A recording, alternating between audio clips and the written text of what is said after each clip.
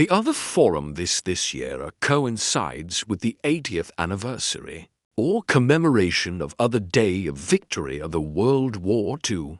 Are you concerned that we are heading into World War II? In any way it concerns me, I am speaking seriously without any irony or humor.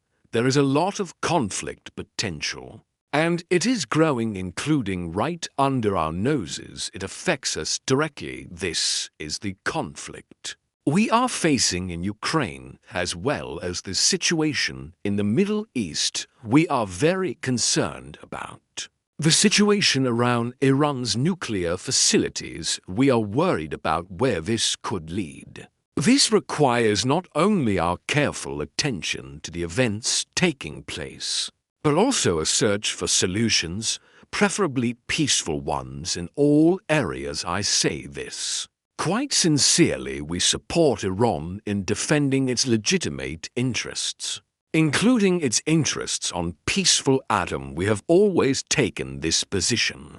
Our principal position on this issue and in this conflict has not changed. Who says we should have done more? What more could we have done? Should we initiate combat operations? We are already engaged in combat operations against those who oppose the ideas we defend and who pose a threat to the Russian Federation. These are essentially the same forces in Iran, and in our case these forces are somewhere far away in the rear, behind our backs.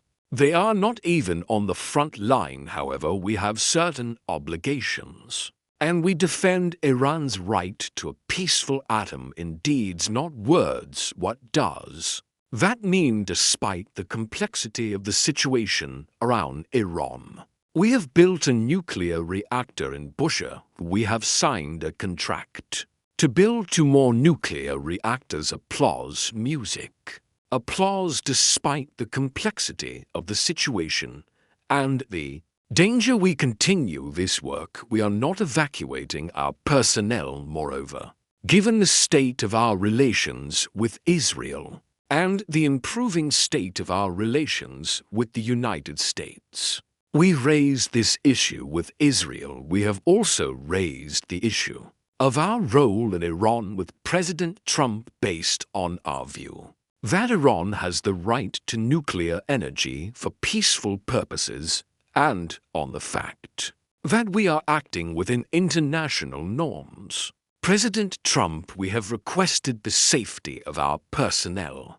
I am pleased to say that Prime Minister Netanyahu has agreed to this. President Trump has also promised to support our legitimate request. Is that not support for Iran? I would say it's direct support. However, we have taken a position at the UN. However, I am deeply convinced that the position we take, including within the UN, is in the interests of both Iran and the state of